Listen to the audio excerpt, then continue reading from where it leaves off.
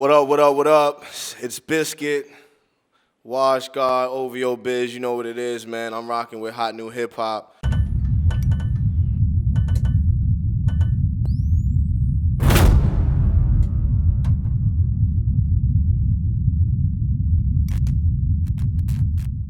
I would say I started off of mixtapes. Back when there was no Dat Piff, there was no live mixtapes, there was obviously no even before MySpace. I'm showing my age, so I'm 34. Um, I was looking at what Envy was doing, Clue was doing, and I was just always a fan of the culture, and I wanted to do my little thing. So I would sell mixtapes. A lot of people knew me from selling CDs, so I started putting together my own mixes. I never really was like a DJ to go out and like what I'm saying, with the vinyl, but my name started getting real heavy with the mixtapes. I started getting exclusives, doing mixtapes with Whoo Kid and everybody. Working with Green Lantern. So I would definitely say the mixtapes. Like I was blessed to be in that era where the mixtapes, and it was good money too. It wasn't really something that I was even thinking about doing. I would record these artists freestyling and doing videos, and I would just send it to the blogs, and I never watermarked anything. WorldStar was always around. I used to send a lot of stuff to WorldStar. And then it got to one point where I really sat back and I was working with my brother, rest in peace, Chinks, and like started like putting his music out and then like trying to get it on all the blogs, and it was just a real struggle, you know what I mean?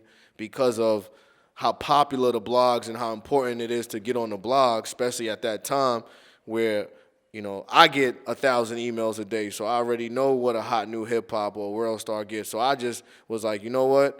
I'm doing all the work anyway. I'm interviewing these guys. I'm out here in the streets. I'm out here in the clubs. I'm out here at the concerts. Long story short, I just realized, like, yo, I need to start my own site. I started ItsBizkit.com. I didn't even have $1 in my pocket. I didn't know anything about the blog stuff. Basically, I was out in the club. Jadakiss was performing. Funk Flex was DJing. I had my camera guy on deck, doing what I do, basically like, just getting the whole event and just letting people see it that wasn't there, recap and everything. And Flex was just going ham. Like Flex goes ham. Everybody know Flex goes ham. But Flex went ham. He went crazy.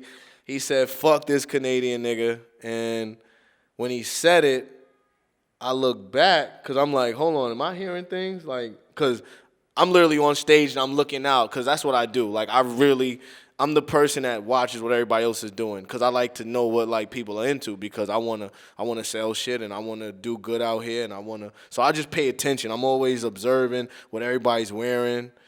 And Flex said, fuck this Canadian nigga or fuck that Canadian nigga. And I'm like, what, wait, what? I'm looking. I'm like, yo. So then I looked out into the crowd to see, like, yo, did everybody hear what he just said? And when I looked out, I just was like, I guess nobody didn't hear it. And I started drinking. But, in this world that we live in, there's just certain moments and certain things that'll go viral. So I knew just off of him saying that clip was going to go viral. I went to my camera guy like, yo, I might not ever talk to you ever again in life if you didn't get that. You know what I'm saying? And he was like, nah, I got it. And I actually got you in the clip. But, I'm the guy, again, like, I don't need to be in front of the camera. I could be behind the camera. I play my position. You know what I mean? So I was like, all right, cool. He sent it to me at like 5 in the morning. My Twitter lit. I was actually like more lit on Twitter than Instagram because like I just enjoy Twitter more at that point. That's why I'm kind of like on Instagram a lot now.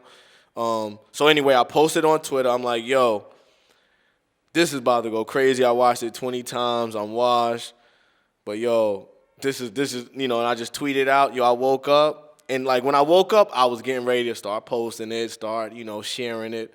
It was already on every platform you could name, including HotNewHipHop, and then Drake started following me. Like it was funny too, cause we was talking the other day, and I was like, I forgot what meme or what. I think the Salt dude you know, and he has a restaurant in Dubai, and it was just like one of those where it was like, yo, this is crazy how something like that could really just change your whole life. Like you could, like I was always popular, I was always busy, but like a viral situation is just like, yo, it's crazy, man. Like I done been all over the world just off of that. You know what I mean? So it's kind of like I'm going back and forth with him about that situation with the Salt dude, and I'm like, yo, memes are like, it's like a hit record.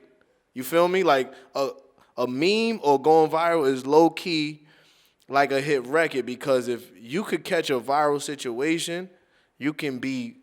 It's like a hit record. Like it's gonna move for a while. You know what I'm saying? So, and then I was like, and then I just had hit him back on a text. I'm like, yo, we actually texting because of my meme. Like, usually, any rapper I want to say that's like doing something from people that probably been rapping for a year to people that have been rapping for 20 years, 15. I have a lot of friends in the business, and a lot of people come to me because I'm not a yes man. I'm not a yes man. I'm not going to be like, yeah, that's popping because of, you know, like a personal trainer that trains celebrities. They don't care that you Kim Kardashian or whoever. Do 10 more. You know what I'm saying? I'm like that. If I'm in the studio or if I'm working with an artist and they letting me hear something, I don't care who it is. I'm not going to just be like, oh, this is fire. Like, nah, if it's trash, it's trash. If I feel like you could do something to add to it, I'm always a person that's just going to voice my opinion. And again, I'm different from everybody else that's in the room because I don't my paycheck, the way I live, doesn't depend on that person giving me a check to just be like, you know, a groupie or like a yes man type of person. I had a wash shirt on and I was at a video shoot and it was like, why you got washed? Like, what is that? I'm like, it's my clothing line. It's something I'm working on. And they're like, who the fuck wants to be washed? And I'm like, well, I know a lot of people that are washed, and a lot of people are comfortable with being washed, and I'm one of them. So I'm repping for the niggas that's washed, the niggas that, you know, my friends call me up, they want to go to the strip club, and at the end of the day, it's like, okay, what am I going to do at the strip club? I can't bring nothing home. I can't really, you know, like, what am I going to do? Like, you know, I could throw some money, but I like throwing money in my house, you know what I'm saying? I don't like throwing money that's, like, what am I doing, you know? At first, it was like, you know, nah, that's not going to work.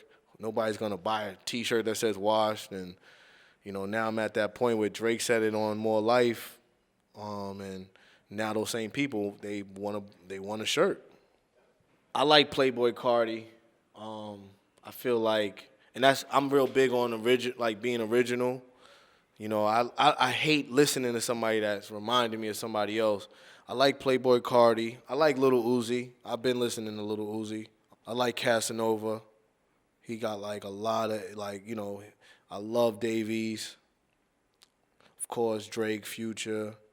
I listen to a lot of underground stuff, like a lot of, if you go to my SoundCloud, I've been doing Watch the Lit playlist recently, and I put a lot of people that got fire, and it's picking up too, you know, and that's another thing. Like, I have never really been active on SoundCloud, but now I drop a Watch the Lit playlist every Wednesday, and I put the Playboy Cardis and the Uzis, but I also mix it in with the new artists that people might have not heard. What's next for ItsBizkit, man? What I got going on right now, what I'm working on in the future, definitely a big festival, you know, definitely a Watch the Lit event. You know, big events. I have a fight club in Long Island, you know, that's where I'm from. You know, shout out to 516-631. So I got a fight club, you know, my own fight club, which, you know, we trying to keep the violence in the ring and off the street. So I'm letting anybody that want to get in the ring and fight anybody to throw the gloves on and get it popping, you know. So, you know, just a lot of events, a lot of streaming. I got a big thing that I'm doing called Biscuits and Blunts. And I'm not really a smoker, but in this industry and all my friends, any studio, everybody got their kush, and that's another big industry. So I'm going to be doing biscuits and blunts, and that's going to be lit. The best advice I can give anybody is do you. Be yourself. That's why my situation is working, because I'm not saying I'm gangster. I'm washed. You know what I'm saying? I'm not gangster. I'm not, you know, I'm what I'm saying I am. So if anybody try to check, like, yo, let me see if you wash, for real. All right, come to my crib. I got 2 baby seats in my car. I got no hoes. I got no nudes in my DMs. What else, man? Like, I could go on and on and on. But if you look at my DMs right now, I got SoundCloud links. I got mixtape links. I got people that just want to get posted on my. I'm not popping at all out here. I'm washed. Everybody know I got a wife. Every time I post a picture of Kylie, they bringing my wife into it. Like, oh, I'm gonna tell you why. You know what I'm saying? Everybody know my story. Everybody know my situation. So again, it works for me because I'm not lying. I'm not faking. I'm just being authentic and real recognize real.